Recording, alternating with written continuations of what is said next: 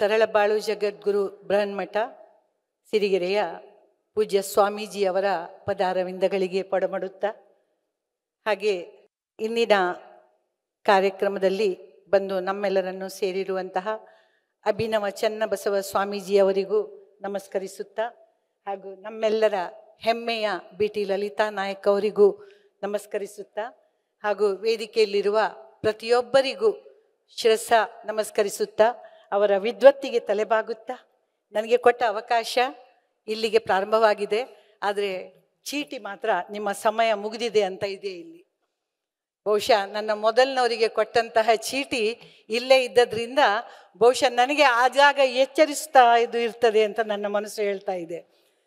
ಆದರೆ ನನ್ನ ಸಮಯ ಇದೀಗಷ್ಟೇ ಪ್ರಾರಂಭ ಆಗಿದೆ, ಮತ್ತು ನನ್ನ ಮಕ್ಕಳ ಹಲವಾರು ಕೆಲಸಗಳನ್ನು ನನಗೆ ಮಾಡಲಿಕ್ಕೆ ಇರೋದ್ರಿಂದ ನನ್ನ ಸಮಯ ಈ ದೇಶದಲ್ಲಿ, ಈ ಲೋಕದಲ್ಲಿ ಇನ್ನೂ ಮುಗ್ದಿಲ್ಲ ಅನ್ನೋ ಭರವಸೆಯ ಮೂಲಕ ನಾನು ನಿಮ್ಮೊಂದಿಗೆ ಮಾತನಾಡಲಿಕ್ಕೆ ಇಷ್ಟಪಡ್ತಾ ಇದ್ದೇನೆ. ಇಷ್ಟೊತ್ತು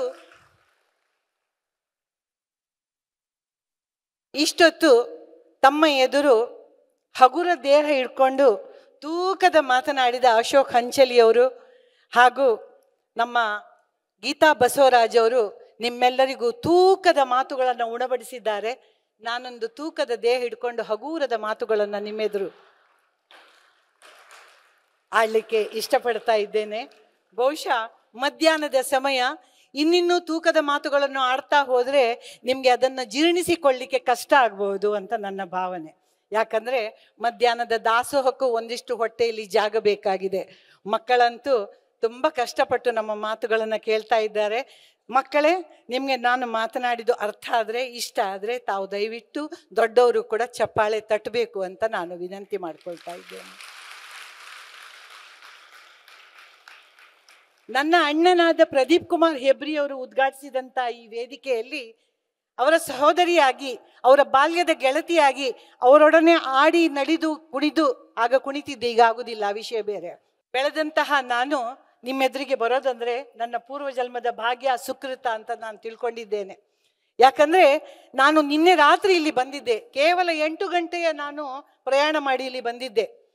ಇಲ್ಲಿ ಬಂದ ಮೇಲೆ ನಾನು ಅಲ್ಲಿಂದ ಇಲ್ಲಿ ಬಂದ ಮೇಲೆ ಈ ಬೃಹತ್ ಒಂದು ವೇದಿಕೆ, ಅದರ ಒಂದು ನನಗೆ ಅಗಾಧ ಕಲ್ಪನೆ ಇರಲಿಲ್ಲ ಗುರುಗಳೇ. ನಾನು ಇದನ್ನು ನೋಡಿ ನಿಜವಾಗ್ಲೂ ಧನ್ಯ ಆಗಿ ರಾತ್ರಿ ವಾಪಸ್ ಹೋಗುವ ಅಂತ ಇದ್ದೆ. ಕೇಳಿದೆ, ನೈಟ್ ಬಸ್ ಏನಾದರೂ ಉಂಟಾ ಉಡುಪಿಗೆ ಅಂತ. ಇಲ್ಲ ಅಂದರು. ಹಾಗಾಗಿ ನಾಗರಾಜ್ ಅವರೇ, ನಿಮ್ಮ ಒತ್ತಾಯದ ಮೇರೆಗೆ ಉಳಿಲೇಬೇಕಾಯಿತು. ಯಾಕಂದರೆ ನನ್ನ ನಿನ್ನೆ ತಿಂದ ಅನ್ನದ ಋಣ ಇತ್ತು ನನಗೆ. ಸ್ನೇಹಿತರೆ, ಇಂಥ ಒಂದು ಬೃಹತ್ ವೇದಿಕೆಯಲ್ಲಿ ಕೂತ್ಕೊಂಡು ಮಾತನಾಡುವ ಅವಕಾಶ ನನಗೆ, ಅದನ್ನು ಕೇಳುವಂಥ ಒಂದು ದೌರ್ಭಾಗ್ಯ ಅಂತ ನಾನು ಹೇಳ್ತೇನೆ. ಯಾಕಂದರೆ ಪ್ರಪಂಚದಲ್ಲಿ ಜನರು ಹೆದರುವುದು ಇಬ್ಬರಿಗೆ ಮಾತ್ರ. ಒಂದು ಭಯೋತ್ಪಾದಕರಿಗೆ, ಅವರು ಒಮ್ಮೆಲೇ ಕೊಲ್ತಾರೆ. ಇನ್ನೊಂದು ಭಾಷಣಕಾರರಿಗೆ ಇಂಚಿಂಚು ಕೊಲ್ತೇವೆ.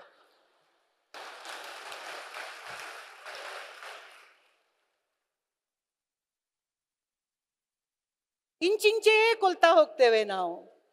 ಹಾಗಾಗಿ ಅದರಲ್ಲೂ ನಾನು ನಮ್ಮನ್ನು ಮಾತೆ ಅಂತ ಕರೆಯುವುದು ಯಾಕೆ ಅಂದರೆ ಮಾತು ಜಾಸ್ತಿ ಅಂತ. ಇವರನ್ನೆಲ್ಲ ಪಿತ ಅಂತ ಕರೆಯುವುದು ಯಾಕೆ ಅಂದರೆ ಒಂಚೂರು ಪಿತ್ತ ಜಾಸ್ತಿ ಅಂತ. ಹಾಗಿರುವಾಗ ಈ ಪಿತರ ಎದುರಲ್ಲಿ ನನ್ನ ಮಾತನ್ನು ನಾನು ಹೇಳಲಿಕ್ಕೆ ಇಷ್ಟಪಡ್ತಾ ಇದ್ದೇನೆ. ಎಲ್ಲರಿಗೂ ನಮಸ್ಕಾರ. ಈಗಷ್ಟೇ ಶುರು ಮಾಡಿದ್ದೇನೆ, ಚೀಟಿ ಕಳಿಸಬಾರ್ದು. ಎಲ್ಲರಿಗೂ ನಮಸ್ಕಾರ. ಅತ್ಯಂತ ಉತ್ತಮ ಒಂದು ಮಕ್ಕಳ ಹಿಂಡನ್ನು ನೋಡಿದ್ದು ನಾನು ಬರೀ ಸಿರಿಗೆರೆಯಲ್ಲೇ. ಯಾಕಂದ್ರೆ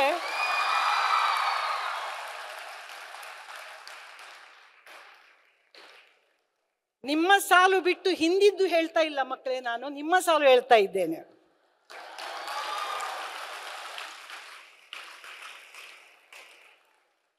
ನಾನೊಮ್ಮೆ ಇವರ ಒಟ್ಟಿಗೆ, ಸರ್ ಒಟ್ಟಿಗೆ ಉಡುಪಿ ಬಸ್ ಸ್ಟ್ಯಾಂಡಲ್ಲಿ ನಿಂತ್ಕೊಂಡಿದ್ದೆ. ಆಗ ದೂರದಿಂದ ನಾನು ದೂರದಿಂದ ಒಬ್ಬರನ್ನು ನೋಡಿ, ಗುರುಗಳೇ ನಮಸ್ಕಾರ ಅಂತ ಹೇಳಿದೆ. ಆ ಕಡೆಯಿಂದ ಯಾವ ಜವಾಬು ಬರಲಿಲ್ಲ. ನಿಷ್ಠಿಯವರು ಕೇಳಿದರು, ಅಲ್ಲ ಮೇಡಮ್, ಈ ನಮ್ಮನೆ 1 ಕ್ವಿಂಟಲದ ದೇಹ ಇಟ್ಕೊಂಡು ಅವರಿಗೆ ನಮಸ್ಕಾರ ಕೊಟ್ರಲ್ಲ, ಅವ್ರು ಏನು ಜವಾಬು ಕೊಡಲಿಲ್ಲ ಅಲ್ಲ, ಯಾರವರು ಅಂತ ಹೇಳಿದರು. ನಾನು ಹೇಳಿದೆ, ನಮ್ಮ ನೆರೆಮನೆಯವರವರು ಅಂತ ಹೇಳಿದೆ. ಇಶಿ, ನಿಮ್ಮ ನೆರೆಮನೆಯವರಾಗಿ ನಿಮ್ಮ ನಮಸ್ಕಾರಕ್ಕೊಂದು ನಮಸ್ಕಾರ ವಾಪಸ್ ಕೊಡಲಿಲ್ಲ, ಯಾವ ಜಾತಿ ಜನ ಅದು ಅಂತ ಹೇಳಿದರು. ನಾನು ಹೇಳಿದೆ, ಜಾತಿ ಯಾವುದೋ ಗೊತ್ತಿಲ್ಲಪ್ಪ, ಆದರೆ ನಮ್ಮನೆಯಿಂದ ತಗೊಂಡೋದ ಸಕ್ಕರೆ ಚಾಪುಡಿಯೇ ಅವರು ವಾಪಸ್ ಕೊಡುವುದಿಲ್ಲ, ಮತ್ತೆ ಅಲ್ವಾ ಅವರ ನಮಸ್ಕಾರ.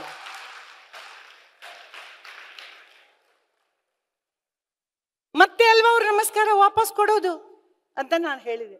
ಈ ಮಾತನ್ನ ಯಾಕೆ ಹೇಳ್ತಾ ಇದ್ದೇನೆಂದ್ರೆ, ಇವತ್ತು ಪ್ರಪಂಚದಲ್ಲಿ ನಾವೆಲ್ಲರೂ ಏನು ಅನ್ಕೊಳ್ತಾ ಇದ್ದೇವಂದ್ರೆ, ಎಲ್ಲರೂ ನಮ್ಮನ್ನು ಗೌರವಿಸಬೇಕು, ಪ್ರೀತಿಸಬೇಕು, ನಾವು ಬಂದ ತಕ್ಷಣ ನಮಸ್ಕಾರ ಹಾಕಬೇಕು, ನಾವು ಬಂದ ತಕ್ಷಣ ಬನ್ನಿ ಮೇಡಮ್ ಹೇಳಬೇಕು, ಹಲ್ಲು ಕಿರಿಬೇಕು ಅಂತ ನಾವು ಅಂದ್ಕೊಳ್ತೇವೆ. ನಾವಂತೂ ಬಸಕ್ಕಾಗಿ ನಿಲ್ಲೋದು, ನಮ್ಮ ಕೈ ಮೇಲೆ ಹೋಗೋದೇ ಇಲ್ಲ. ಸ್ನೇಹಿತರೆ, ನಾನು ನಿಮ್ಮ ಹತ್ರ ಬೇಡಿಕೊಳ್ಳೋದು ಇಷ್ಟೇ, ಬೆಳೆಯುವ ಮಕ್ಕಳೇ, ನಾವು ಏನನ್ನ ಪಡಿಬೇಕು ಅಂತ ಬಯಸ್ತೇವೋ ಅದನ್ನು ಕೊಟ್ಟು ನೋಡೋಣ. ನಮಗೆ ಪ್ರೀತಿ ಬೇಕಾದ್ರೆ ಪ್ರೀತಿಯನ್ನು ಕೊಡೋಣ, ಗೌರವ ಬೇಕಾದ್ರೆ ಗೌರವವನ್ನು ಕೊಡೋಣ, ನಮಸ್ಕಾರ ಬೇಕಾದ್ರೆ ನಮಸ್ಕಾರ ಕೊಡೋಣ.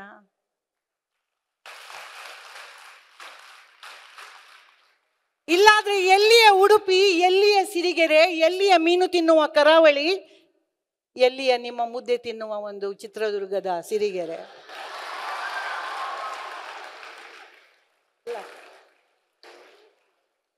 ಕೇವಲ ಒಂದು ನಾಲಿಗೆಯ ಬಲದಲ್ಲಿ ನನ್ನನ್ನು ಯೂಟ್ಯೂಬ್ನಲ್ಲಿ ನೋಡಿ ನಾಗರಾಜ್ ಸಿರಿಗೆರೆಯವರು ಅಮ್ಮ ನೀವು ಬರಬೇಕು ಅಂತ ಹೇಳಿದಾಗ ನನಗೆ 4 ರೆಕ್ಕೆ 5 ಕೈಕಾಲು ಎಲ್ಲ ಬಂದಾಗಾಯ್ತು. ಯಾಕಂದ್ರೆ ಇದರಲ್ಲಿರುವುದು ಹೃದಯದ ಅನುಬಂಧ. ಹೃದಯದ ಅನುಬಂಧಕ್ಕಿಂತ ದೊಡ್ಡ ಮೌಲ್ಯಗಳು ಯಾವುದೂ ಇಲ್ಲ. ನಾವು ದೊಡ್ಡ ದೊಡ್ಡ ಮಾತುಗಳನ್ನ ಆಡಿ ನಾವು ಚಪ್ಪಾಳೆಯನ್ನ ಗಿಟ್ಟಿಸಬಹುದು, ಆದ್ರೆ ಹೃದಯದ ಭಾಷೆಗಳನ್ನ ಆಡಿ ಅದರಲ್ಲಿ ನಾವು ಹೃದಯವನ್ನ ಪಡೆಯೋಣ. ನಾವು ಮೊದಲನೇದಾಗಿ ಮೌಲ್ಯವನ್ನ ಕಲಿಸ್ಬೇಕಾಗಿರೋರು ಯಾರು? ಮನೆಯಲ್ಲಿರುವ ಹೆಂಗಸರು, ನಾವು ಅಮ್ಮಂದಿರು. ಜನನಿ ತಾನೆ ಮೊದಲ ಗುರು, ಮನೆಯ ಮೊದಲ ಪಾಠಶಾಲೆ, ಜನನಿ ತಾನೆ ಮೊದಲ ಗುರು ಅಂತ ಹೇಳಿದಾಗೆ ಮೊದಲು ಮೌಲ್ಯವನ್ನ ಕಲಿಸ್ಬೇಕಾಗಿರೋಳು ಅಮ್ಮ. ನಾನು ಎಷ್ಟೋ ಸಾರಿ ನೋಡ್ತೇನೆ, ಆ ತರಕಾರಿ ಬುಟ್ಟಿಗಳನ್ನ ತಲೆ ಮೇಲೆ ಹೊತ್ತುಕೊಂಡು ಮಾರಿಕೊಂಡು ತಮ್ಮ ಮಕ್ಕಳನ್ನ MBAಗೆ ಕಲಿಸುವ ಅಮ್ಮಂದಿರು ಇರ್ತಾರೆ. ಯಾಕಿರ್ತಾರೆ? ಆ ಮೌಲ್ಯಗಳು ಅವರ ಜೀವನದಲ್ಲಿ, ಅವರ ರಕ್ತದಲ್ಲಿ ಕರಗತವಾಗಿ ಬಂದಿದೆ. ಏನೂ ಬೇಡ, ಇನ್ನೊಬ್ಬರಿಗೆ ಗೌರವ ಕೊಟ್ಟದ್ದನ್ನ ನಾವು ಪಡಿಬೇಕಾದ್ರೆ ಅದಕ್ಕೂ ಒಂದು ಭಾಗ್ಯ ಬೇಕು. ನಿಮ್ಗೆಲ್ಲರಿಗೂ ಗೊತ್ತಿದೆ ರಾಮಾಯಣದ ಕಥೆಯಲ್ಲಿ ಏನಾಗಿದೆ ಅಂತ. ರಾಮಚಂದ್ರ ಸಣ್ಣದಿರುವಾಗ ನನಗೆ ಚಂದ್ರ ಬೇಕು ಅಂತ ಹಠ ಮಾಡ್ತೀನಿ. ನಿಮ್ಗೆಲ್ರಿಗೂ ಕೇಳ್ತಾ ಇದೆಯಾ ನನ್ನ ಸ್ವರ? ನಮ್ಮ ಮನೆಯವರು ಹೇಳ್ತಾರೆ ನಿನ್ನ ಸ್ವರ ಎಲ್ಲೆಲ್ಲಿ ಕೇಳ್ತದೆ ಅಂತ. ಹಾಗಿರುವಾಗ ನಿಮ್ಗೆ ಖಂಡಿತ ಕೇಳಿರ್ಬೋದು ಅಂತ, ಮೇಲ್ಗಡೆಯೂ ಕೇಳ್ತಾ ಇದೆ ಅಂತ ಅಂದ್ಕೊಳ್ತಿದ್ದೇನೆ. ಇಲ್ಲಾದ್ರೆ ಉಡುಪಿಗೆ ಹೋಗದೆ ಪುನಃ ಭಾಷಣ ಮಾಡಿ ಹೋಗ್ತೇನೆ. ರಾಮಚಂದ್ರ ಸಣ್ಣವನಿರುವಾಗ ಹೇಳಿದ್ನಂತೆ ನನಗೆ ಚಂದ್ರ ಬೇಕು ಅಂತ ಹಠ ಮಾಡಿದ್ನಂತೆ. ಏನು ಮಾಡಿದ್ರು ಯಾರಿಗೂ ಅವನ ಹಠವನ್ನು ನಿಲ್ಲಿಸ್ಲಿಕ್ಕೆ ಆಗ್ಲಿಲ್ಲ. ಮಕ್ಕಳ ಹಠ ಅದು. ಆಗ ಏನು ಮಾಡ್ಲಿಕ್ಕೆ ಆಗದೆ ಇರುವಾಗ ನಮ್ಮ ಮಂಥರೆ ಬಂದು ಕನ್ನಡಿಯನ್ನ ತೋರಿಸಿದ್ಲಂತೆ. ನೋಡು, ಇದರಲ್ಲಿದ್ದಾನೆ ನಿನ್ನ ಚಂದ್ರ ಅಂತ. ಅದರಲ್ಲಿರುವ ಚಂದ್ರನನ್ನು ನೋಡಿ ರಾಮಚಂದ್ರ ಕಿಲಕಿಲನೆ ನಕ್ಕನಂತೆ. ಅದನ್ನು ನೋಡುವಾಗ ಎಲ್ಲರಿಗೂ ಸಂತೋಷ ಆಯಿತು. ಮಂಥರೆ ಅಂದ್ರೆ ಯಾರಂತ ಗೊತ್ತುಂಟಲ್ಲ ನಿಮ್ಗೆ? ಅಷ್ಟಾವಕ್ರ, ಕುರೂಪ, ಮೇಕಪ್ ಎಲ್ಲ ಹಾಕುದಿಲ್ಲ ನಮ್ಮ ಹಾಗೆ, ಹಳೆಯ ಸೀರೆ ಉಟ್ಕೊಂಡು ಆ ರೀತಿ ಇರುವಂತಹ ಒಂದು ವ್ಯಕ್ತಿ, ಅಸಹ್ಯದ ವ್ಯಕ್ತಿ. ಆ ಮಂಥರೆ ಆ ಒಂದು ಕನ್ನಡಿ ತೋರಿಸಿದಕ್ಕೆ ನಕ್ಕಾಗ ಮಂಥರೆ ಅತ್ಯಂತ ಸಂತೋಷದಿಂದ ಆ ರಾಮಚಂದ್ರನನ್ನ ಅಪ್ಪಿಕೊಳ್ಳಿಕ್ಕೆ ಹೋದ್ಲಂತೆ. ತಕ್ಷಣ ಕೌಸಲ್ಯ ಹೇಳಿದ್ಲಂತೆ, ಮುಟ್ಟಬೇಡ ಅವನನ್ನ, ನೀನು ಅನಿಷ್ಟ, ಮುಟ್ಟಬೇಡ ಅಂತ ಹೇಳಿದ್ಲಂತೆ. ತನ್ನ ಮಗನನ್ನ ನಗಿಸಿದ ಆ ಒಂದು ಕೃತಜ್ಞತೆಯನ್ನ ಮರೆತು ಕೌಸಲ್ಯ ಆ ಮಗುವನ್ನ ಮುಟ್ಟಬೇಡ, ನೀನು ಅನಿಷ್ಟ, ನೀನು ಮುಟ್ಟಿದ್ರೆ ಕೆಟ್ಟದಾಗ್ತದೆ ಅಂತ ಹೇಳುವಾಗ ಅವಳ ಕಾಲು ಉಗುರಿನಿಂದ ತಲೆಯ ತನಕ ಅಪಮಾನದ ಬೆಂಕಿ ಪಸರಿಸಿತು. ಕಾಲು ಉಗುರಿನಿಂದ ಬಂದಂತ ಅಪಮಾನದ ಆ ಬೆಂಕಿ ತಲೆ ತನಕ ಬಂತು. ಮುಂದೆ ಏನಾಯ್ತು ನಿಮ್ಗೆಲ್ರಿಗೂ ಗೊತ್ತು. ಆಮೇಲೆ ನಡೆದದ್ದೇ ಇಡೀ ರಾಮಾಯಣ. ಇಡೀ ರಾಮಾಯಣ ನಡೆದೋಯ್ತು. ಅವಳು ಕೈಕೇಯಿಯ ಕಿವಿ ತುಂಬಿದ್ಲು, ರಾಮನಿಗೆ ವನವಾಸ ಆಯಿತು, ಇಡೀ ರಾಮಾಯಣ ನಡೀತು. ಹಾಗಾದ್ರೆ ಒಬ್ಬ ಮನುಷ್ಯನ ಅಪಮಾನ ಏನೆಲ್ಲ ಮಾಡಲಿಕ್ಕೆ ಸಾಧ್ಯ ಇದೆ? ನಾವು ಯಾರನ್ನು ಅಪಮಾನಿಸದೆ ಬದುಕೋದಿದೆಯಲ್ಲ, ಅದಕ್ಕಿಂತ ದೊಡ್ಡ ಒಂದು ವ್ರತ ನಮ್ಮದು ಯಾವುದೂ ಆಗಬಾರ್ದು. ಜೀವನದಲ್ಲಿ ನಾವು ಯಾರಿಗಾದ್ರೂ ಒಂದು ಅಪಮಾನ ಮಾಡಿದ್ರೆ ಅವರು ಸಾಯುವ ತನಕ ಅದನ್ನ ಮರೆಯೋದಿಲ್ಲ. ಹಾಗಾಗಿ ನಾವು ಯಾವ ದೊಡ್ಡ ಕೆಲಸವೂ ಮಾಡದಿದ್ರೂ ಅಡ್ಡಿ ಇಲ್ಲ, ನಮ್ಮ ಎದುರಿನವರಿಗೆ ಗೌರವ ಕೊಡೋದನ್ನ ಅಭ್ಯಾಸ ಮಾಡಿಕೊಳ್ಳೋಣ. ನಮ್ಮಲ್ಲಿ 100 ನೂರಾರು ಮಂಥರೆಯರು, ನೂರಾರು ಕೈಕೇಯಿಗಳು ಬೇಕಾಗಿಲ್ಲ. ನಮಗೆ ಬೇಕಾಗಿರೋದು ಸರಳ ಸಜ್ಜನ ಮನೆಯನ್ನು ನಡೆಸುವಂತ, ಚೆನ್ನಾಗಿ ನಡೆಸುವಂತ, ಗೃಹಿಣಿಯಾಗಿ ಇರುವಂತ ಒಂದಿಷ್ಟು ಮಹಿಳೆಯರು, ತಮ್ಮ ಮಕ್ಕಳಿಗೆ ಸುಖದ ದಾರಿಯತ್ತ ಕರೆದುಕೊಂಡು ಹೋಗುವಂತಹ ಮಹಿಳೆಯರು. ಸ್ನೇಹಿತರೆ, ನಾನು ಹುಟ್ಟಿದ್ದು ಸಣ್ಣ ಹಳ್ಳಿ. ಸರ್, ನೀವು ಈಗಲೇ ಸಮಯ ನೋಡ್ತಾ ಇದ್ದೀನಿ, ನಿಲ್ಲಿಸ್ಬೇಕಾ? ನಾನೇನೋ ಶುರು ಮಾಡಿದ್ದೇನೆ ಅಷ್ಟೇ ಸರ್. ಈ ಮಾತಿಗಾಗಿ 8 ಗಂಟೆ ಬಂದಿದ್ದೇನೆ ಗುರುಗಳೇ. 3 ಬಸ್ ಕೂಡ ಬದಲಾಯಿಸಿದ್ದೇನೆ. ಕೈಯಲ್ಲಿ ಬ್ಯಾಗ್ ಇದ್ದದ್ರಿಂದ ಬಾತ್ರೂಮಿಗೆ ಕೂಡ ಹೋಗ್ಲಿಲ್ಲ.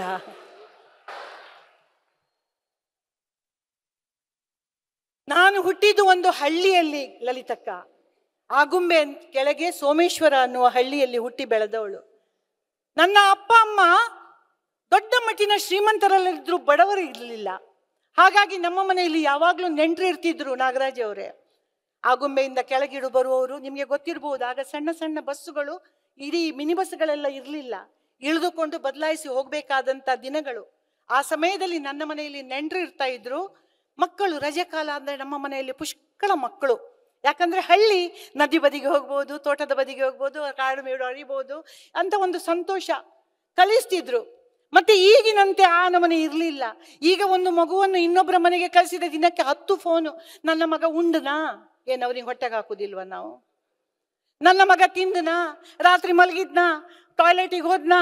ಅರೆ, ನಮ್ಗೆ ಅದೇನಿರ್ಲಿಲ್ಲ ಗುರುಗಳೇ. ನಮ್ಗೆ 1-2 ಬಟ್ಟೆಯನ್ನು ನಮ್ಮ ಚೀಲದಲ್ಲಿ ಹಾಕಿ ನಮ್ಮನ್ನು ಕಳಿಸಿದ್ರೆ ನಾವು ಬಂದ ಮೇಲೆ ನಮ್ಗೆ ಸ್ವಾಗತ. ಅದ್ರ ಮೇಲೆ 1-2 ಪೆಟ್ಟು ಕೂಡ ಇತ್ತು. ತಲೆ ತುಂಬ ಏನ್ ಮಾಡ್ಕೊಂಡು ಬಂದಿದ್ದಿ, ಕೈಯೆಲ್ಲ ಕಜ್ಜಿ ಆಗಿದೆ ಅಂತ ಹೇಳಿ. ಅಂಥದ್ರಲ್ಲಿ, ಅಂಥ ದಿನಗಳಲ್ಲಿ ನಾವು ಬೆಳೆದಂಥವರು. ಈ ನಮ್ಮ ಮನೆಗೆ ಬಂದಾಗ ಆಗ ಚಾಕ್ಲೇಟ್ ಎಲ್ಲ ಬಹಳ ಅಪರೂಪ ಇತ್ತು ಮಕ್ಕಳೇ. ನಿಮ್ಗೆ ಇವತ್ತು ಚಾಕ್ಲೇಟ್ ಅನ್ನೋದು ಬರೀ ಕಸಕಡ್ಡಿ ಆಗಿರ್ಬೋದು. ನನ್ನ ಅಪ್ಪ ಶಿವಮೊಗ್ಗಕ್ಕೆ ಹೋದಾಗ ಒಂದಿಷ್ಟು ಚಾಕ್ಲೇಟ್ ಅನ್ನ ತರ್ತಿದ್ರು. ನನ್ನ ಅಪ್ಪ ಬಸ್ ಕಂಪನಿ ನಡೆಸ್ತಾ ಇದ್ರು, ಹಾಗಾಗಿ ಅವರಿಗೆ ಪ್ರಯಾಣಗಳು ಇರ್ತಿದ್ರು. ಒಂದಿಷ್ಟು ಚಾಕ್ಲೇಟ್ ಅನ್ನ ತಂದಿದ್ರು. ನಮ್ಮ ಮನೆಯಲ್ಲಿ ಒಂದು 25 ಮಕ್ಕಳಿದ್ರು. ನನ್ನ ಅಮ್ಮ ಎಲ್ಲ ಮಕ್ಕಳಿಗೂ ಒಂದೊಂದು ಚಾಕ್ಲೇಟ್ ಅನ್ನ ಕೊಟ್ರು. ನನಗೂ ಒಂದು ಕೊಟ್ರು. ಚಾಕ್ಲೇಟ್ ಅಂದ್ರೆ ಪೇಪರ್ ಇರುವ ಚಾಕ್ಲೇಟ್ ಅಲ್ಲ, ಪೆಪ್ಪರ್ ಮಿಂಟು. ಕೈಗೆ ತಾಗಿದ್ರೆ ಬಣ್ಣ ಬರ್ತದೆ, ಮೆಹಂದಿ ಹಾಕಬೇಕಾಗಿಲ್ಲ. ಅಂತ ಒಂದು ಪೆಪ್ಪರ್ಮೆಂಟ್ ಅನ್ನ ನಾನು ಬಿಡಿಸಿ ನೋಡ್ತೇನೆ, ನನಗೆ ಹಳದಿ ಬಣ್ಣದ ಪೆಪ್ಪರ್ಮೆಂಟ್ ಬಂದಿದೆ. ನಾನು ಹೇಳಿದೆ, ಅಮ್ಮ ನನಗೆ ಗುಲಾಬಿ ಬಣ್ಣದ ಪೆಪ್ಪರ್ಮೆಂಟ್ ಬೇಕಿತ್ತು, ನನಗೆ ಇನ್ನೊಂದು ಕೊಡಮ್ಮ ಅಂದೆ. ಅಮ್ಮ ಹೇಳಿದ್ಲು, ಎಲ್ಲರಿಗೂ ಒಂದೇ, ನಿನಗೂ ಒಂದೇ ಅಂದ್ರು. ನನಗೆ ಬಹಳ ಬೇಜಾರಾಯಿತು. ನಾನೊಂದು ಮೂಲೆಯಲ್ಲಿ ಸಣ್ಣ ಮುಖ ಮಾಡಿಕೊಂಡು ಕೋಪದಲ್ಲಿ ಆ ಹಳದಿ ಬಣ್ಣದ ಪೆಪ್ಪರ್ಮೆಂಟ್ ಅನ್ನ ಕೈಯಲ್ಲಿ ಹಿಡ್ಕೊಂಡು ಕುತ್ಕೊಂಡಿದ್ದೆ. ನನ್ನ ಅಜ್ಜಿ ಅಂದ್ರೆ ನನ್ನ ಅಮ್ಮನ ಅತ್ತೆ ನನ್ನ ಬಳಿ ಬಂದು ಕೇಳಿದ್ಲು, ಯಾಕೆ ಮಗು ಕೂತ್ಕೊಂಡಿದ್ದೀಯಾ, ಮುಖ ಊದಿಸಿ ಅಂತ ಹೇಳಿದ್ರು. ನಾನು ಹೇಳಿದೆ, ನನ್ನ ಅಮ್ಮ ಕೆಟ್ಟವಳು. ನಾನು ಗುಲಾಬಿ ಬಣ್ಣದ ಚಾಕ್ಲೇಟ್ ಕೊಡು ಅಂದ್ರೆ ಅವಳು ಹಳದಿ ಬಣ್ಣದ ಚಾಕ್ಲೇಟ್ ಕೊಟ್ಟು ನನಗೆ ಇನ್ನೊಂದು ಚಾಕ್ಲೇಟ್ ಅನ್ನ ಕೊಡ್ಲಿಲ್ಲ. ನನ್ನ ಅಮ್ಮ ಕೆಟ್ಟವಳು ಅಂತ ಹೇಳಿದಾಗ ನನ್ನ ಅಜ್ಜಿ ಕೇಳಿದ್ಲು ಒಂದು ಮಾತು, ಸರಿಯಾಗಿ ಕೇಳಿ ಮಕ್ಕಳೇ. ನನ್ನ ಅಜ್ಜಿ ಹೇಳಿದ್ರು, ಮಗುವೆ, ನಿನಗೆ ದನದ ಕರು ಆಗ್ಬೇಕೋ ನಾಯಿಯ ಕುನ್ನಿ ಆಗ್ಬೇಕೋ ಕೇಳಿದ್ರು. ಯಾಕೆ ಅಂತ ಕೇಳಿದೆ. ನಿನ್ನ ಅಮ್ಮ ಕಾಮಧೇನುವಿನ ಹಾಲನ್ನು ಪ್ರತಿಯೊಬ್ಬರೂ ಕುಡಿತಾರೆ, ದನದ ಹಾಲನ್ನು ಎಲ್ಲರೂ ಕುಡಿತಾರೆ, ಆದ್ರೆ ನಾಯಿಯ ಹಾಲನ್ನ ಯಾರೂ ಕುಡಿಯೋದಿಲ್ಲ. ಅದು ಕೇವಲ ಅದರ ಮಕ್ಕಳಿಗೆ ಮಾತ್ರ. ಆದ್ರೆ ನಿನ್ನ ಅಮ್ಮ ಕಾಮಧೇನು, ಅವಳಿಗೆ ನೀನು ಒಂದೇ, ಅವಳು ಒಂದೇ, ಇವಳು ಒಂದೇ, ಎಲ್ಲರೂ ಒಂದೇ. ಹಾಗಾಗಿ ನೀನು ನಾಯಿ ಕುನ್ನಿ ಆಗ್ಬೇಕೋ ದನದ ಕರು ಆಗ್ಬೇಕೋ ಏನಂತ ನೀನೇ ನಿರ್ಧರಿಸು ಅಂತ ಹೇಳಿದ್ರು. ನಿಜವಾಗಿ ನಡೆದ ಮಾತು. ಇವತ್ತು ಭಾಷಣಕ್ಕಾಗಿ ನಾನು ಹೇಳ್ತಾ ಇರುವಂತ ಮಾತಲ್ಲ ಇದು. ಅಂತ ಒಂದು ಸಂಸ್ಕಾರಯುತ ಕುಟುಂಬದಲ್ಲಿ ಬೆಳೆದವಳು ನಾನು. ಅದೇ ಒಂದು ಜೀವನ ಅಂತ ತಿಳ್ಕೊಂಡು ಬರ್ದಿದ್ದೇನೆ. ಅದೇ ಜೀವನ ಅಂತ ನಾನು ತಿಳ್ಕೊಂಡು ಬಂದದ್ರಿಂದ ನನ್ನಲ್ಲಿರುವ ಪ್ರತಿಯೊಂದನ್ನು ನಾವು ಹಂಚಿ ತಿನ್ನೋದನ್ನ ಅಭ್ಯಾಸ ಮಾಡಿದ್ದೇವೆ. ಇನ್ನೊಬ್ಬರ ಬಗ್ಗೆ ಕೆಡುಕು ಆಡುವುದನ್ನ ಬಿಟ್ಟು ಒಳ್ಳೆಯದನ್ನೇ ನಾವು ಹಂಚ್ತಾ ಹೋದ್ರೆ ಒಬ್ಬ ವ್ಯಕ್ತಿಯನ್ನ ನಾವು ಎಷ್ಟು ಬೆಳೆಸಲಿಕ್ಕೆ ಸಾಧ್ಯ ಇದೆ. ಬೆನ್ನು ತಿರುಗಿದ ಕೂಡಲೇ ಆ ಮನುಷ್ಯನ ಬಗ್ಗೆ ಕೆಟ್ಟ ಮಾತುಗಳನ್ನು ಆಡುವ ಬದಲು ಬೆನ್ನು ತಿರುಗಿದ ಮೇಲೂ ಆ ಮನುಷ್ಯನ ಬಗ್ಗೆ 4 ಒಳ್ಳೆಯ ಮಾತುಗಳನ್ನು ಆಡುವುದಿದೆಯಲ್ಲ, ಅದು ನೀವು ಅವರಿಗೆ ಕೊಡಬೇಕಾದಂತಹ ಒಂದು ದೊಡ್ಡ ಒಂದು ಉಡುಗೊರೆ ಅಂತ ನಾನು ಹೇಳಲಿಕ್ಕೆ ಇಷ್ಟಪಡ್ತಾ ಇದ್ದೇನೆ. ಎದುರು ಸಿಕ್ಕಿದಾಗ ಬೋಪರಾಕ್ ಹಾಕುವವರು ಬಹಳಷ್ಟು ಮಂದಿ ಸಿಗ್ಬಹುದು. ನೀವು ಎದುರಿನಲ್ಲಿ ಲಾಭ ಇದ್ದರೆ ಬಹಳಷ್ಟು ಮಂದಿ ನಮ್ಮನ್ನು ಹೊಗಳಬಹುದು. ಆದ್ರೆ ಏನೂ ಲಾಭ ಇಲ್ಲದಿದ್ದಾಗ್ಲೂ ನಮ್ಮ ಬೆನ್ನ ಹಿಂದೆ 4 ಒಳ್ಳೆಯ ಮಾತುಗಳನ್ನು ಆಡುವುದಿದೆಯಲ್ಲ, ಅದು ನಿಜವಾದ ಮೌಲ್ಯಯುತವಾದ ಮಾತುಗಳು. ಹೌದಾದ್ರೆ ತಾವು ಹಿಂದೆ ಕೂತವರು ಕೂಡ ಚಪ್ಪಾಳೆ ತಟ್ಟಬೇಕು.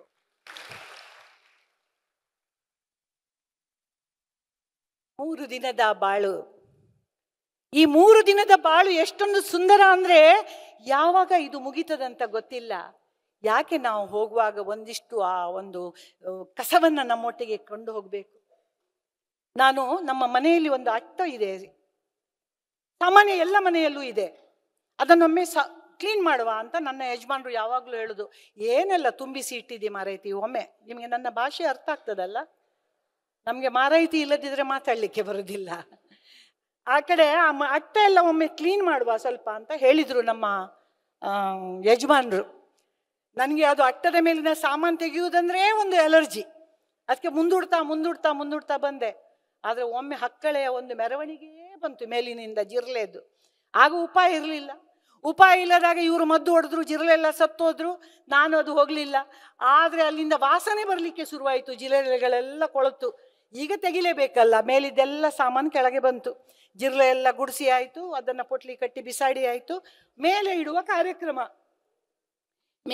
ಕಾರ್ಯಕ್ರಮ ನೋಡುವಾಗ ನಮ್ಮ ಯಜಮಾನ್ರು ಕೇಳಿದ್ದು, ಇದೆಲ್ಲ ಬಾಕ್ಸ್ ಸುತ್ತಳಿ ಇದೆಲ್ಲ ಯಾಕೆ ಕೇಳಿದ್ರು. ಹೌದು, ನಿಮ್ಗೇನಂತೆ, ನಾಳೆ ಎಲ್ಲಾದ್ರೂ ಹೊರಟ್ರೆ ಬಾಕ್ಸ್ ಕೊಡೆ, ಸುತ್ತಳಿ ಕೊಡೆ ಅಂತ ಕೇಳೋದು ನನ್ನ ಹತ್ರ ಅಲ್ವಾ, ಇಡಿ ಮೇಲೆ ಅಂದೆ. ಇಟ್ರು. ಆಮೇಲೆ ಒಂದಿಷ್ಟು ಮಕ್ಕಳ ಹಳೆಯ ಆಟಿಕೆಗಳು ಅದು ಇತ್ತು. ಇದ್ಯಾಕೆ ಕೇಳಿದ್ರು. ನಮ್ಮ ಮಕ್ಕಳೆಲ್ಲ ಈಗ ಕೆಲಸ ಆಗಿ ಮದುವೆ ಆಗಿದೆ, ಇದ್ಯಾಕೆ? ಹೌದೌದು, ಆ ಮಕ್ಕಳೆಲ್ಲ ಸಣ್ಣದಿರುವಾಗ ಆಡಿದ್ದು, ನಾಳೆ ಮೊಮ್ಮಕ್ಕಳು ಬಂದ್ರೆ ಆಡ್ಲಿಕ್ಕೆ ಬೇಡವಾ, ತೆಗ್ದಿಡಿ ಅಂದೆ. ತೆಗ್ದಿಟ್ರು. ಒಂದಿಷ್ಟು ಹಳೆಯ ಬಟ್ಟೆಗಳು. ಆ ಬಟ್ಟೆಗಳೆಲ್ಲ ಎಂಥದ್ದು, ಯಾರಿಗಾದ್ರೂ ಕೊಡಬಾರ್ದು ಹೇಳಿದ್ರು. ಅಯ್ಯೋ, ನನ್ನ ಮಗು ಸಣ್ಣದಿರುವಾಗ ಆಗಿದ ಸ್ವೆಟ್ಟರು, ಅಂಗಿ, ಚಡ್ಡಿ ಇದನ್ನೆಲ್ಲ ಯಾರಿಗೂ ಕೊಡ್ಲಿಕ್ಕಿಲ್ಲ, ತೆಗೆದು ಮೇಲೆ ಇಡಿ, ಮೊಮ್ಮಕ್ಕಳಿಗೆ ಹಾಕ್ಲಿಕ್ಕೆ ಬೇಕು ಅಂದೆ. ಅದು ಹೋಯ್ತು.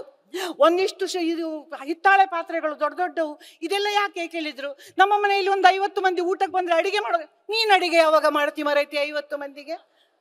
5 ಮಂದಿಗಿಂತ ಜಾಸ್ತಿ ಬಂದ್ರೆ ನಾವು ಕ್ಯಾಟ್ರಿಂಗ್ನವರಿಗೆ ಹೇಳೋದು. ಅಂಥದ್ರಲ್ಲಿ 50 ಮಂದಿಗೆ ಅಡಿಗೆ ಬೇಡ, ಇದು ಮಾರುವ ಹೇಳಿದ್ರು. ಇಲ್ಲ, ಅದನ್ನು ಮೇಲೆ ಇಡಿ, ಬೇಕಾಗ್ತದೆ ಹೇಳಿದೆ. ಅದು ಮೇಲೆ ಆಯಿತು. ಒಂದಿಷ್ಟು ಹಳೇ ಒಂದು ಪುಸ್ತಕಗಳು, ಒಂದಿಷ್ಟು ಹೇಳಿದ್ರು. ಇದ್ಯಾಕೆ ನಿನಗೆ ಪುಸ್ತಕ ಬೇಕು ಅಂತ ಕೇಳಿದ್ರು. ನಾನು ಹೇಳಿದೆ, ಅದೆಲ್ಲ ಮಕ್ಕಳ ಸ್ಕೂಲಿದು ಪುಸ್ತಕ, 1ನೇ ಕ್ಲಾಸಿಂದ 10ನೇ ಕ್ಲಾಸಿನ ತನಕ ದುಡ್ಡು ಕೊಟ್ಟು ತಗೊಂಡದ್ದು, ಸರಸ್ವತಿಯದು. ಅದನ್ನು ಇವತ್ತು ರದ್ದಿಗೆ ಹಾಕ್ಲಿಕ್ಕೆ ಆಗ್ತದಾ, ತೆಗ್ದಿಡಿ ಮೇಲೆ ಅಂದೆ. ಅದು ಹೋಯ್ತು ಮೇಲೆ. ಆಮೇಲೆ ಒಂದಿಷ್ಟು ಮದುವೆ ಇನ್ವಿಟೇಷನ್ಗಳು ನನ್ನ ಹತ್ರ ಕೇಳಿದ್ರು. ಈ ಇನ್ವಿಟೇಷನ್ಗಳು ಯಾಕೆ, ಅವರಿಗೆಲ್ಲ ಮಕ್ಕಳಾಗಿ ಮೊಮ್ಮಕ್ಕಳಾಗಿದೆ, ಬಿಸಾಡುವ ಅಂತ ಹೇಳಿದ್ರು. ನಾನು ಹೇಳಿದೆ, ನೋಡಿ ಆ ಎಲ್ಲ ಇನ್ವಿಟೇಷನ್ ಅಲ್ಲಿ ನೋಡಿ, ಎಲ್ಲ ಇನ್ವಿಟೇಷನ್ ಅಲ್ಲೂ ಒಂದೊಂದು ಗಣಪತಿ ಹಾಕಿದ್ದಾರೆ. ನೀವು ಮದುವೆ ಕಾರ್ಡ್ ತೆಗೆದು ನೋಡಿ, ಒಂದು ಗಣಪತಿ ಇರ್ತದೆ. ಆ ಗಣಪತಿ ಇರುವ ಕಾರ್ಡನ್ನು ನಾನು ಹೇಗೆ ಕಸದ ಬುಟ್ಟಿಯಲ್ಲಿ ಹಾಕುದು? ಹಾಗಾಗಿ ಅದನ್ನು ಇಡಿ ಅಂತ ಹೇಳಿದೆ. ಅದನ್ನು ತೆಗೆದು ಮೇಲಗಿಟ್ರು. ಒಟ್ಟಾರೆಯಾಗಿ ಹೇಳಬೇಕಾದ್ರೆ ಅಟ್ಟದಿಂದ ಕೆಳಗೆ ಬಂದ ಎಲ್ಲಾ ಸಾಮಾನು ವಾಪಸ್ ಮೇಲೆ ಹೋಯ್ತು. ಬಿಸಾಡಿದ್ದು ಒಂದಿಷ್ಟು ಜಿರಳೆ ಹೆಣ ಮಾತ್ರ. ಇವತ್ತು ನಾವು ಮಾಡ್ತಾ ಇರೋದು ಇದೇ. ನಮ್ಮ ತಲೆಯಲ್ಲಿ ಬೇಕಾದ್ದು ಬೇಡದಿದ್ದದನ್ನೆಲ್ಲ ತುಂಬಿಸಿ ಈ ಅಟ್ಟವನ್ನು ತುಂಬಿಸಿ ಇಟ್ಟುಕೊಂಡಿದ್ದೇವೆ. ಹೊಸತನ್ನು ತುಂಬಿಸುವುದು ಎಲ್ಲಿಂದ? ನಮ್ಮ ತಲೆಯಲ್ಲಿರೋದು ಏನು? ಇನ್ನೊಬ್ಬರ ಬಗ್ಗೆ ಚಾಡಿ, ಕೆಟ್ಟದು, ಅದು ಇದು, ಅವನಿಗೆ ಪ್ರಮೋಷನ್ ಆಯ್ತು, ನಾನು ಇಲ್ಲೇ ಸತ್ತು ಬಿದ್ದಿದ್ದೇನೆ, ಇಂಥ ಮಾತುಗಳೇ ನಮ್ಮಲ್ಲಿ ತುಂಬಿಕೊಂಡಿದೆ. ಹೊಸ ವಿಚಾರಗಳಿಗೆ ದಾರಿಯಲ್ಲಿದೆ. ನಮ್ಮ ತಲೆಯ ಅಟ್ಟವನ್ನೊಮ್ಮೆ ಸ್ವಚ್ಛ ಮಾಡಿಕೊಳ್ಳೋಣ. ಅದಕ್ಕಿಂತ ದೊಡ್ಡ ಮೌಲ್ಯಗಳನ್ನು ತುಂಬಿಸಿಕೊಳ್ಳಿಕ್ಕೆ ಜಾಗ ಇನ್ಯಾವುದೂ ಇಲ್ಲ. ಇಲ್ಲಿ ತುಂಬಿದ್ರೆ ತಾನೇ ಇಲ್ಲಿಂದ ಹೊರಗೆ ಬರೋದು. ಇಲ್ಲಿ ತುಂಬಿದ್ರೆ ಇಲ್ಲಿಗೆ ಇಳಿದು ಇಲ್ಲಿಂದ ಬರಬೇಕಾದ್ರೆ ಇದು ಖಾಲಿ ಆಗಿರ್ಬೇಕು. ನಿಮ್ಮ ತಲೆಯ ಅಟ್ಟವನ್ನೊಮ್ಮೆ ಖಾಲಿ ಮಾಡಿಕೊಳ್ಳಿ. ಎಷ್ಟು ಬೇಡದ ವಿಚಾರಗಳಲ್ಲಿವೆ, ಅದನ್ನೆಲ್ಲ ಕಿತ್ತು ಸೈಡಲ್ಲಿ ಇಡಿ. ನಮ್ಗೆ ಬೇಕಿರೋದು ಬೇಡದ ವಿಚಾರಗಳೇ. ನಮ್ಗೆ ಬೇಕಿರೋದೇ ಬೇಡದ ವಿಚಾರಗಳು. ಯಾವತ್ತೂ ನೋಡಿ ನೀವು, ಇನ್ನೊಬ್ರು ಯಾವ ರೀತಿ ಬಟ್ಟೆ ಹಾಕಬೇಕು, ಯಾವ ರೀತಿ ಮೇಕಪ್ ಮಾಡಬೇಕು, ಇನ್ನೊಬ್ರು ಏನು ಮಾಡಬೇಕು ಅನ್ನೋದನ್ನ ನಾವು ನಿರ್ಧರಿಸ್ತೇವೆ ವಿನಾ ನಾವೇನು ಮಾಡಬೇಕು ಅನ್ನೋದನ್ನ ನಾವು ಯಾವತ್ತೂ ಚಿಂತನೆ ಮಾಡೋದಿಲ್ಲ. ಯಾಕಂದ್ರೆ ನಾವು ಯಾರಿಗೂ ತಗ್ಗಿ ಬಗ್ಗಿ ನಡೆಯುವಂಥವರಲ್ಲ. ಹಾಗಂತ ಇನ್ನೊಬ್ರು ಏನು ಮಾಡಬೇಕು ಅನ್ನೋದನ್ನ ನಾವು ಯಾವಾಗಲೂ ಚಿಂತೆ ಮಾಡ್ತಾರೆ. ಬದುಕಲು ಕಲಿ ಅಂತ ಹೇಳಿದ್ದಾರೆ. ನಾನು ಹೇಳ್ತೇನೆ, ಸ್ವಾಮಿ ಬದುಕಲು ಬಿಡಿ, ನಮ್ಮನ್ನು ನಮ್ಮ ಪಾಡಿಗೆ ಬದುಕಲಿಕ್ಕೆ ಬಿಡಿ, ನೀವು ನಿಮ್ಮ ಪಾಡಿಗೆ ಬದುಕಿಕೊಳ್ಳಿ. ಈ ಪ್ರಪಂಚ ಅನ್ನೋದು ಸುಂದರವಾಗಿದೆ, ವಿಶಾಲವಾಗಿದೆ, ನಮ್ಮೆಲ್ಲರ ಪಾಲಿಗೂ ಇದೆ. ಇಂಥದ್ರಲ್ಲಿ ಬದುಕಲು ಕಲಿ ಅನ್ನೋದಕ್ಕಿಂತ ಬದುಕಲು ಬಿಡಿ ಅಂತ ಮೌಲ್ಯಯುತವಾದ ಒಂದು ಬದುಕನ್ನು ಬದುಕೋಣ. ಒಬ್ಬ ತಾಯಿ ತನ್ನ 2 ಮಕ್ಕಳನ್ನ ಅಕ್ಕಪಕ್ಕದಲ್ಲಿ ಮಲಗಿಸಿ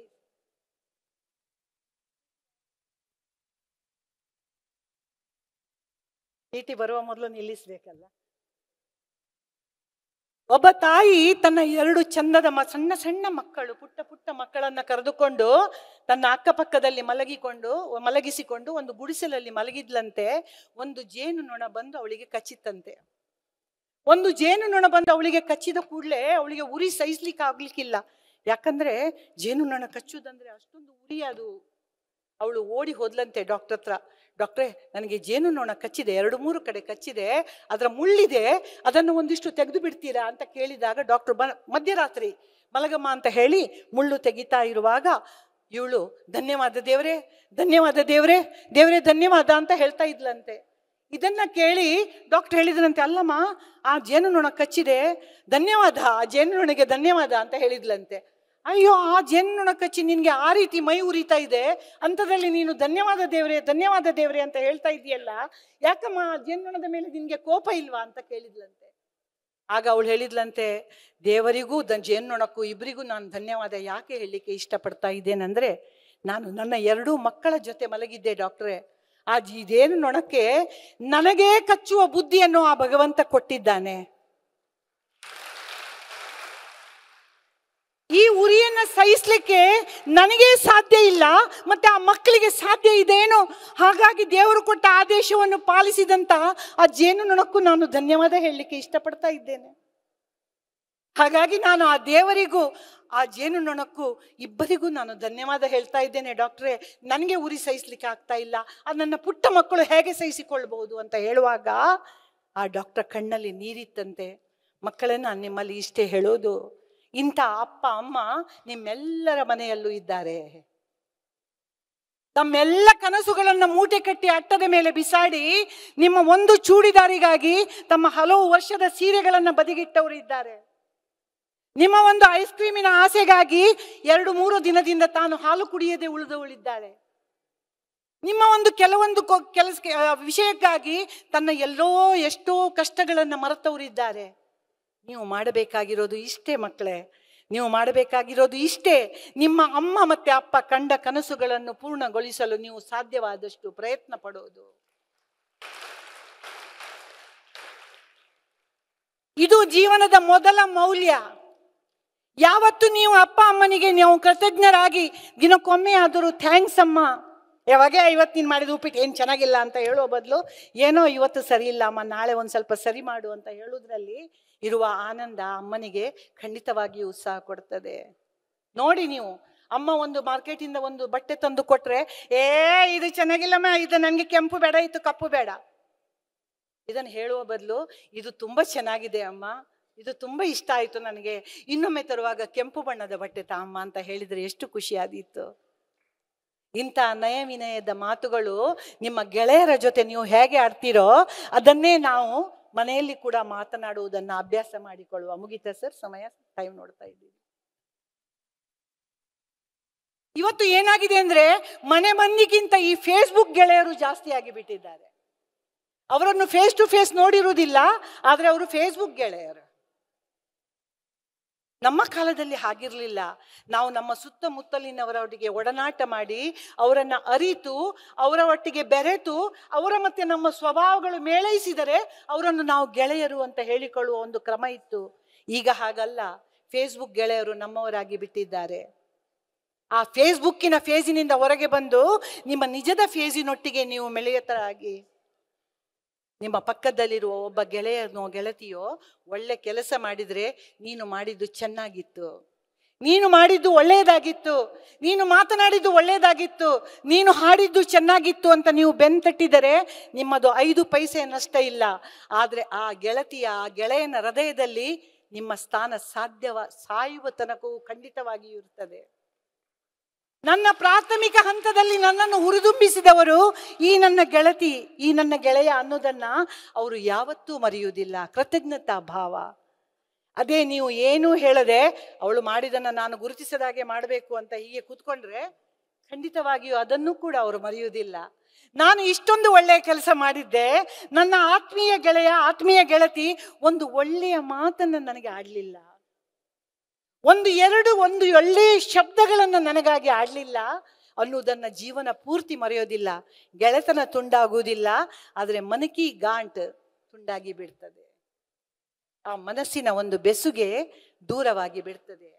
ಯಾವಾಗ ಎಲ್ಲಿ ಬೆರೆ ಇಲ್ಲದವೋ ಅಲ್ಲಿ ನಮ್ಮ ಮೆಟ್ಟನ್ನು ಕೂಡ ಬಿಡಬಾರ್ದು, ಚಪ್ಪಲಿಯನ್ನ ಬಿಡಬಾರ್ದು ಅನ್ನೋ ಒಂದು ಮಾತಿದೆ. ಅಂತ ರೀತಿಯಲ್ಲಿ ದಯವಿಟ್ಟು ನೀವು ಇನ್ನು ಅರ್ಧ ಗಂಟೆ ಮಾತಾಡಿ ಅಂತ ಹೇಳ್ತಾ ಇದ್ದಾರೆ.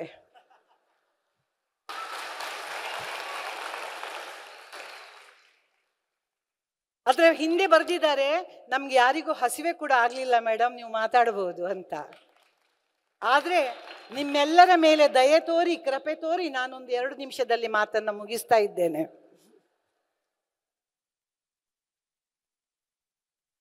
ಯಾಕಂದ್ರೆ ಮುಖದಲ್ಲಿ ನಗುವಿದ್ರು ಮನಸ್ಸಲ್ಲಿ ಬೈತಾ ಇದ್ದಾರೆ ಎಲ್ಲರೂ ಕೂಡ ಅಲ್ವಾ? ಒಂದೇ ಒಂದು ಚಪ್ಪಾಳೆ ತಟ್ಟಲಿಲ್ಲ ಇಲ್ಲ ಮೇಡಮ್ ಅಂದ್ರೆ.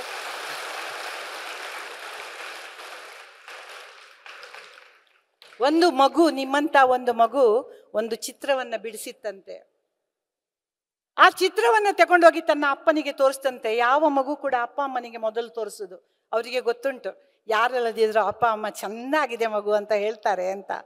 ಅಂಥದ್ರಲ್ಲಿ ಆ ಮಗು ತಂದು ಅಪ್ಪನಿಗೆ ತೋರಿಸ್ತಂತೆ. ಅಪ್ಪ ಹೇಳಿದ್ರಂತೆ, ಇದನ್ನು ನಿನ್ನ ಶಾಲೆಯ ನೋಟಿಸ್ ಬೋರ್ಡ್ನಲ್ಲಿ ಹಾಕು, ಅದರ ಅಡಿಯಲ್ಲಿ ಬರೀ ಇದರಲ್ಲಿರುವ ತಪ್ಪುಗಳನ್ನು ಗುರುತಿಸಿರಿ ಅಂತ. ಬಂದು ನೋಡಿದವರು, ನಿಮ್ಗೇನಾದ್ರೂ ಮಾರ್ಗದರ್ಶನ ಮಾಡಿ ಯಾರು, ಅದರ ಅಡಿಯಲ್ಲಿ ಬರೆದು ಹೋಗು ಅಂತ ಹೇಳಿದ್ರಂತೆ. ಮಗು ಚಿತ್ರವನ್ನ ಹಾಕಿ ಹೋಯ್ತು. ಮರುದಿವಸ ಬಂದು ನೋಡ್ತದೆ, ಇಡೀ ಚಿತ್ರದ ತುಂಬ ತಪ್ಪುಗಳು, ಇಡೀ ಚಿತ್ರದ ತುಂಬ ತಪ್ಪುಗಳು. ಬಂದವರೆಲ್ಲ ಒಂದೊಂದು ತಪ್ಪು ಹುಡುಕಿ ಅಲ್ಲಿ ತಪ್ಪು ಹಾಕಿ ಹೋಗಿದ್ದಾರೆ. ಮಗುವಿಗೆ ಬಹಳ ಬೇಸರವಾಯಿತು.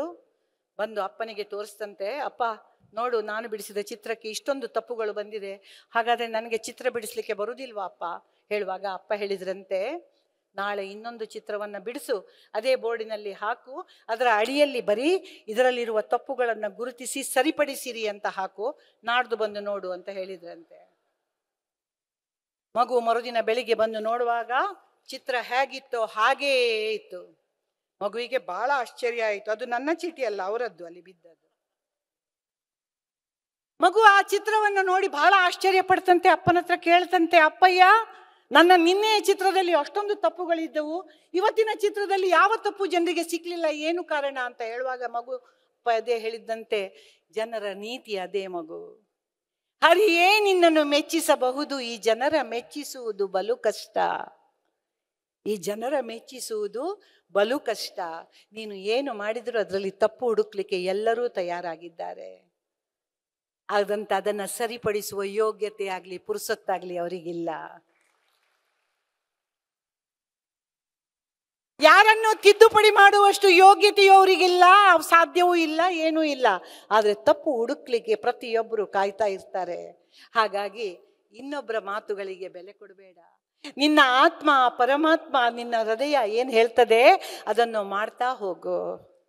ಸಾಧಿಸುವ ಮಣಿಯದಿಯ ಮನವೊಂದು, ಯಾವುದೇ ಆಮಿಷಕ್ಕೂ ನಾವು ಮಣಿಬಾರ್ದು. ಸಾಧಿಸುವ ಛಲವೊಂದು, ಈ ಜೀವನದಕ್ಕೆ ನಾವು ಬಂದದಕ್ಕೆ ಸಾಯುವ ಮೊದಲು ಏನಾದರೂ ಸಾಧನೆ ಮಾಡಲೇಬೇಕು, ನಮ್ಮಿಂದ ಏನಾದರೂ ಒಂದು ಆಗಲೇಬೇಕು ಅನ್ನೋ ಒಂದು ಹಠ ನಮ್ಮಲ್ಲಿರಬೇಕು. ನಿಜದ ನೇರಕ್ಕೆ ನಡೆಯುವ ನಡೆಯೊಂದು, ನಾವು ನಡೆಯುವ ದಾರಿ ನಿಜದ ನೇರಕ್ಕೆ ಇರಬೇಕು. ನಾವೇನೋ ಸಾಧನೆ ಮಾಡ್ಬೇಕಂತ ಅಡ್ಡ ದಾರಿ ಹಿಡಿದು ಅಲ್ಲಿ ತಕೊಂಡು ಅಲ್ಲಿ ಡ್ರಗ್ಸ್ ತಕೊಂಡು ಏನೋ ಮಾಡೋದಲ್ಲ. ಹುಚ್ಚು ಕೋಡಿ ಮನಸ್ಸು, 16ರ ವಯಸ್ಸು. ನಿಮ್ಗೆ ಎಲ್ಲ ರೀತಿಯ ಆಮಿಷಗಳು ಕರೀತಾ ಇರ್ತವೆ. ಆದರೆ ನಮ್ಮಲ್ಲಿ ಒಂದು ಮೌಲ್ಯಯುತವಾದ ಜೀವನವನ್ನು ನಾವು ಬೆಳೆಸಿಕೊಂಡ್ರೆ ಇದನ್ನು ನಾವು ಖಂಡಿತವಾಗಿಯೂ ದೂರೀಕರಿಸ್ತೇವೆ. ಮಣಿಯದಿಯ ಮನವೊಂದು, ಸಾಧಿಸುವ ಛಲವೊಂದು, ನಿಜದ ನೇರಕ್ಕೆ ನಡೆಯುವ ನಡೆಯೊಂದು, ಅನ್ಯಾಯಕ್ಕೆಂದೆಂದು ಬಾಗದೆಚ್ಚರವೊಂದು. ನಮ್ಮ ಎದುರು ಏನಾದರೂ ಅನ್ಯಾಯ ನಡೀತಾ ಇದ್ರೆ ಅದು ನನಗಲ್ಲ, ಅಲ್ಲಿ ಯಾರೋ ಸುಶೀಲಕ್ಕನಿಗೆ ಅದು ಉಡುಪಿಯಲ್ಲಂತೆ, ಅದು ಅಲ್ಲಿಯಂತೆ, ಅದು ಅಲ್ಲಿಯಂತೆ ಅಂತ ನಾವು ಸುಮ್ಮನಿರೋದಲ್ಲ. ಅದನ್ನು ಪ್ರತಿಭಟಿಸುವ ಒಂದು ಶಕ್ತಿಯನ್ನು ನಮ್ಮಲ್ಲಿ ನಾವು ಬೆಳೆಸಿಕೊಳ್ಳೋಣ. ನಮ್ಮ ಪಕ್ಕದಲ್ಲಿ ಏನೋ ಅನ್ಯಾಯ ನಡೀತಾ ಇದ್ರೆ ಅದು ಹಾಗಾಗಬಾರ್ದಿತ್ತು ಅನ್ನುವಂಥ ಒಂದು ಶಕ್ತಿಯನ್ನು ನಾವು ಬೆಳೆಸಿಕೊಳ್ಳೋಣ. ಇಷ್ಟಾದ ಮೇಲೆ ನಮ್ಗೇನಾಗಬೇಕು? ನಾವು ಅಹಂಕಾರ ಪಡದೆ ಎಲ್ಲರೊಡನೆ ಬೆರೆತು ಸಕ್ಕರೆಯ ಮಾತುಗಳನ್ನು ಆಡುತ್ತಾ ಪ್ರೀತಿಯಿಂದ ಬದುಕುದ ಒಂದು ವರವನ್ನು ನಾವು ಆ ದೇವರಲ್ಲಿ ಕೇಳಿಕೊಳ್ಳೋಣ ಅಂತ ಹೇಳ್ತಾ, ನನಗೆ ಮಾತನಾಡಲಿಕ್ಕೆ ಬಿಟ್ಟರೆ 2 ಗಂಟೆ ನಾನು ಮಾತಾಡ್ತೇನೆ. ಎಲ್ಲಿವರೆಗಂದ್ರೆ ನನಗೆ ಬಾಯಾರಿಕೆ ಆಗಿ ನನ್ನ ಕಾಲು ನೋವು ಬರುವ ತನಕನೂ ಮಾತಾಡ್ತೇನೆ. ಹಾಗಿರುವಾಗ ಇಷ್ಟೊತ್ತು ನೀವು ನನ್ನ ಮಾತುಗಳನ್ನು ಪ್ರೀತಿಯಿಂದ ಆಲಿಸಿದ್ದೀರಿ, ನನಗೆ ಚಪ್ಪಾಳೆಯ ಮೂಲಕ ಪ್ರೋತ್ಸಾಹಿಸಿದ್ದೀರಿ. ಮಕ್ಕಳು ಅತ್ಯಂತ ಸಂತೋಷದಿಂದ ನನ್ನನ್ನು ಸ್ವೀಕರಿಸಿದ್ದೀರಿ ಅಂತ ತಿಳ್ಕೊಳ್ತಾ, ನಿಮ್ಮಂಥ ಮೇಧಾವಿಗಳ ಮುಂದೆ ನಾನು ಅತ್ಯಂತ ಕಿರು ವ್ಯಕ್ತಿ. ಯಾಕಂದರೆ ಒಬ್ಬ ಸಾಮಾನ್ಯ ಮಹಿಳೆ 1,000 ಕಾರ್ಯಕ್ರಮಗಳನ್ನು ಕೊಟ್ಟು ಒಂದು 13 ಪ್ರಶಸ್ತಿ ತೆಗೆದುಕೊಂಡದ್ದು ಬಿಟ್ಟರೆ ಮತ್ತೆ ಯಾವ ಸಾಧನೆಯೂ ನನ್ನಲ್ಲಿಲ್ಲ. ಆದರೆ ಯಾವುದಕ್ಕೂ ಅಂಜದೆ, ಕಷ್ಟಗಳಿಗೆ ಜಗ್ಗದೆ, ಯಾರ ಮಾತಿಗೂ ಬೆಗ್ಗದೆ ನನ್ನ ಬದುಕನ್ನು ನಿರಂತರವಾಗಿ ಸಾಗಿಸಿಕೊಂಡು ಬಂದವಳು. ಯಾವುದೇ ಸಮಯದಲ್ಲೂ, ಯಾವುದೇ ಮೂಲೆಯಲ್ಲೂ, ಯಾವುದೇ ಜಾಗದಲ್ಲೂ ಹೋಗಿ ಕಾರ್ಯಕ್ರಮ ಕೊಟ್ಟು ಬಂದವಳು. ಇವತ್ತು ನಮ್ಮ ಜಗದ್ಗುರುಗಳ ಎದುರಿನಲ್ಲಿ ನಿಂತು ಮಾತನಾಡುವ ಒಂದು ಅವಕಾಶವನ್ನು ದೇವರು ಕೊಟ್ಟಿದ್ದು ಅಂತಾದರೆ ನಾನು ದೊಡ್ಡ ಒಂದು ಪಂಡಿತೆ ಅಂತ ಹೇಳಿ ಅಲ್ಲ. ಅವರ ಪ್ರೀತಿ, ಅವರ ಆಶೀರ್ವಾದ ಹಾಗೂ ನಿಮ್ಮೆಲ್ಲರ ಒಂದು ಕೃಪೆ ನನ್ನ ಮೇಲೆ ಇದ್ದದ್ರಿಂದ ಇವತ್ತು ಸಾಧ್ಯವಾಗಿದೆ ಅಂತ ನಾನು ವಿನಮ್ರಳಾಗಿ ಹೇಳಲಿಕ್ಕೆ ಇಷ್ಟಪಡ್ತಾ ಇದ್ದೇನೆ. ಹಾಸ್ಯ ಭಾಷಣ ಮಾಡುವವಳು, ಜೊತೆಯಲ್ಲಿ ಒಂದಿಷ್ಟು ಹಾಸ್ಯ ಹಾಕದೆ ನನಗೆ ಮಾತಾಡಲಿಕ್ಕೆ ಬರುವುದೇ ಇಲ್ಲ. ಹಾಗಾಗಿ ಒಂದಿಷ್ಟು ಗಂಭೀರತೆಯಿಂದ ಹೊರಗೆ ಬಂದು ಮಾತನಾಡಿದ್ದೇನೆ. ತಮಗೆ ಈ ತೂಕವನ್ನು ಕಡಿಮೆ ಅಂತ ಅನಿಸಿದರೆ ಕೇವಲ ನನ್ನ ತೂಕವನ್ನು ಮಾತ್ರ ಗಮನದಲ್ಲಿ ಇಟ್ಟುಕೊಂಡು ಆ ಮಾತುಗಳಿಗೆ ಒಂದಿಷ್ಟು ತೂಕದ ಬಾತನ್ನು ನೀವು ಹಚ್ಚಿಕೊಂಡು ನನ್ನನ್ನು ಕ್ಷಮಿಸ್ತೀರಿ ಅಂತ ಬಯಸ್ತಾ ಇದ್ದೇನೆ. ಈ ನನ್ನ ಎಲ್ಲ ಮಾತುಗಳನ್ನು ಶ್ರೀಕೃಷ್ಣ ಮುಖ್ಯ ಪ್ರಾಣ ಸನ್ನಿಧಿಯಲ್ಲಿ ಅರ್ಪಿಸುತ್ತಾ, ಧರ್ಮಸ್ಥಳ ಮಂಜುನಾಥ ಸ್ವಾಮಿಯ ನನ್ನ ಇಷ್ಟ ದೇವರು ಪದಾರವಿಂದಕ್ಕೆ ಅರ್ಪಿಸ್ತಾ, ನಾನೊಂದು ಮಾತು ಹೇಳಲಿಕ್ಕೆ ಮರ್ತೋಗಿತ್ತು, ಅದನ್ನು 1 ನಿಮಿಷದಲ್ಲಿ ಮುಗಿಸ್ತೇನೆ. ಗುರುಗಳ ಅಪ್ಪಣೆ ಇದೆ, ನಿಮ್ಮ ಅಪ್ಪಣೆಗಳಿದ್ದದೆ ಏನು ತೊಂದರೆ. ನಮ್ಮನ್ನು ಕರೆಸಿದವರು, ನಮ್ಮನ್ನು ಗೌರವಿಸುವವರು ಅವರು. ಹಾಗಾಗಿ ನಿಮ್ಗೆಲ್ರಿಗೂ ಗೊತ್ತಿರಲಿ ಅಂತ ಹೇಳ್ತಾ ಇದ್ದೇನೆ. ನನಗೊಬ್ಬ ಬಿಳಿ ಸೊಸೆ ಇದ್ದಾಳೆ. ನಮ್ಮ ಇವರ ಹಂಚಲಿಯವರ ಬಟ್ಟೆ ಅಷ್ಟೇ ಬಿಳಿ ಇದ್ದಾಳೆ. ಜರ್ಮನಿಯವಳು, ಬಿಳಿ ತೊನ್ನು ರೋಗ ಬರಲಿಲ್ಲ, ಜರ್ಮನಿಯವಳು ಅವಳು. ಜರ್ಮನಿಯ ಸೊಸೆ ನನ್ನ ಮನೆಗೆ ಬಂದಿದ್ಲು. ನನ್ನ ಮಗ ಹೇಳಿದ, ಅಮ್ಮ ನಾನು ಇವಳನ್ನೇ ಮದುವೆ ಆಗ್ತೇನೆ ಅಂತ. ಬೇಡ ಕಣೋ, ನನಗೆ ಸ್ವಲ್ಪ ನಮ್ಮ ಕಡೆ ಹುಡುಗಿ ಬೇಕಿತ್ತು ಅಂದೆ. ಇಲ್ಲಮ್ಮ, ನಾನು ಮದುವೆ ಆಗೋದಾದ್ರೆ ಅವಳನ್ನೇ ಅಂದೆ. ನಾನು ಹೇಳಿದೆ, ಮಗನೇ, ನನ್ನ ಕನಸಿನಕ್ಕಿಂತ ನಿನ್ನ ಸಂತೋಷ ದೊಡ್ಡದು ಮಗನೇ, ಆಗು ಮದುವೆ ಅಂದೆ. ನಾನೇ ನಿಂತು ಮದುವೆ ಮಾಡಿದ್ದೆ. ಇತ್ತೀಚೆಗೆ ಬಂದಿದ್ಲು. ನಮ್ಮದೇ ಊಟ ಮಾಡ್ತಾಳೆ, ತರಕಾರಿ ಊಟ. ನಾನ್ ವೆಜ್ ಎಲ್ಲ ತಿನ್ನೋದಿಲ್ಲ, ಬದುಕಿದೆ. ಅವರ ಫ್ರಿಜ್ ಓಪನ್ ಮಾಡಿದರೆ ಚಿಕನ್ ಮಟನ್ ನೋಡುವ ಸೌಭಾಗ್ಯ ನನಗೆ ಇಲ್ಲ ಆಯಿತು. ಅಂಥದ್ರಲ್ಲಿ ನಾನು ನೀರು ದೋಸೆ ಮಾಡ್ತಾ ಇದ್ದೆ. ನೀರು ದೋಸೆ ನಮ್ಮ ಕಡೆ ಫೇಮಸ್, ನಿಮ್ಗೆಲ್ರಿಗೂ ಗೊತ್ತುಂಟು. ಅವಳಿಗೂ ತುಂಬ ಇಷ್ಟ ಆಯಿತು. ತಿಂತ ಕೇಳಿದ್ಲು, ಅತ್ತೆ ಹೌ ಟು ಪ್ರಿಪೇರ್ ದಿಸ್ ನೀರು ದೋಸೆ ಅಂದ್ಲು. ಇಂಗ್ಲೀಷಲ್ಲಿ ಹೇಳಬೇಕಲ್ಲ, ನನಗೊಂದು ತೊಟ್ಟು ವಿಷಯ ಕೊಡ್ಬೋದಿತ್ತು ಅವಳು. ನಾನು ಹೇಳಿದೆ, it is very easy, you just grind rice, puttu ತವ, ಪುಟ್ಟು ಹಿಟ್ಟು, ಪಟ್ಟ ಪಟ್ಟ ಪಟ್ಟ ಪಟ್ಟ ಪಟ್ಟ ಪಟ್ಟ 1 fold 2 fold ನೀರು ದೋಸೆ ರೆಡಿ ಅಂದೆ. ಪಾರ್ಡನ್ ಅಂದ್ಲು.